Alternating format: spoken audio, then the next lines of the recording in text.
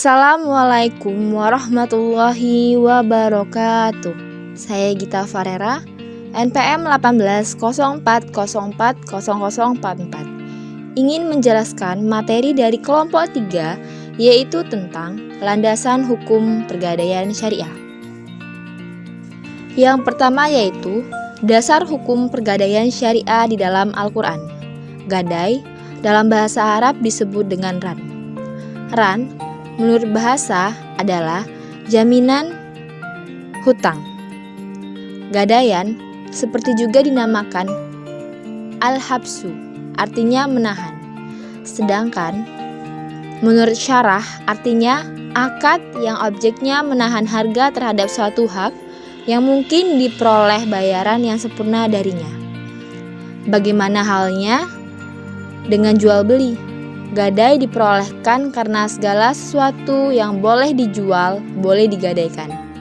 Adapun dalil-dalil yang menjadikan landasan diperolehnya gadai yaitu dalil Al-Quran firman Allah Subhanahu wa Ta'ala, yang artinya, jika kamu dalam perjalanan dan bermualalah jika secara tunai, sedangkan kamu tidak memperoleh seorang penulis, maka hendaklah ada barang tanggungan yang dipegang oleh yang berpiutang. Akan tetapi, jika sebagian kamu mempercayai sebagian yang lain, maka hendaklah yang dipercaya itu menunaikan amanatnya, yaitu hutangnya. Dan hendaklah ia bertawakal kepada Allah Subhanahu wa Ta'ala. Dan janganlah kamu para saksi menyembunyikan persaksiannya. Dan siapa yang menyembunyikannya, maka sungguhnya ia adalah orang yang berdosa hatinya. Dan Allah mengetahui apa yang kamu kerjakan. Quran Surat Al-Baqarah ayat 283. Dalam ayat ini, walaupun ada pernyataan dalam perjalanan, namun tetap menunjukkan keumumannya, baik dalam perjalanan ataupun dalam keadaan mukim. Karena kata dalam perjalanan dalam ayat hanya menunjukkan keadaan yang biasa membutuhkan sistem ini. Menurut ayat yang tertera di atas, bahwasannya Al-Quran memperbolehkan adanya hukum akad gadai, dengan mengecualikan jika adanya unsur riba yang terdapat di dalamnya. Ayat tersebut menyebutkan barang tanggungan yang dapat dijadikan sebagai pegangan, yaitu oleh yang mengutangkan. Dalam dunia finansial, barang tanggungan bisa dikenal sebagai jaminan atau objek pegadaian. Sekian dari presentasi saya, akan dilanjutkan oleh teman sekelompok saya.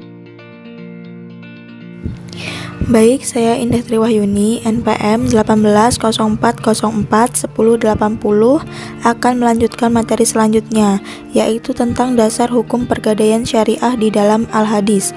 Yang pertama adalah sebagaimana yang dikisahkan Ummul Mukminin, hadis riwayat Aisyah radhiyallahu anhu, ia berkata bahwa Rasulullah SAW pernah membeli makanan dari seorang Yahudi dengan cara menangguhkan pembayarannya. Lalu beliau menyerahkan baju besi beliau sebagai jaminan. Hadis riwayat Al-Bukhari nomor 2513 dan Muslim nomor 1603. Kemudian yang kedua, Nabi SAW bersabda, al-rahn atau gadai ditunggangi dengan sebab nafkahnya apabila digadaikan, dan susu hewan menyusui diminum dengan sebab nafkah apabila digadaikan, dan wajib bagi menungganginya dan meminumnya nafkah. Hadis riwayat Al-Bukhari nomor 2512. Kemudian yang ketiga, dari Abu Hurairah radhiyallahu anhu, Rasulullah SAW bersabda, binatang tunggangan boleh ditunggangi sebagai imbalan atas nafkahnya atau makanannya bila sedang digadaikan, dan susu binatang yang diperah boleh diminum sebagai imbalan atas makanan bila sedang digadaikan. Orang yang menunggangi dan meminum susu berkewajiban untuk memberikan makanan. Hadis riwayat Al-Bukhari nomor 2512. Nah, dari penjelasan hadis di atas dapat dipahami bahwa Dalam bermuamalah dibenarkan juga bila dilakukan dengan orang yang non-muslim dan juga harus barang jaminan agar tidak ada kekhawatiran bagi yang memberikan pinjaman atau hutang. Baiklah, perkenalkan nama saya Yuni Lestari, NPM 1804041175. Baiklah, di sini saya akan melanjutkan materi yang telah disampaikan oleh pemateri, yaitu tentang dasar hukum pegadaian syariah, fatwa MUI dan Otoritas Jasa Keuangan. Dalam Majelis Ulama Indonesia, pegadaian dalam melaksanakan usaha pegadaian syariah juga wajib tunduk kepada ketentuan fatwa Dewan Syariah Nasional Majelis Ulama Indonesia mengenai gadai syariah.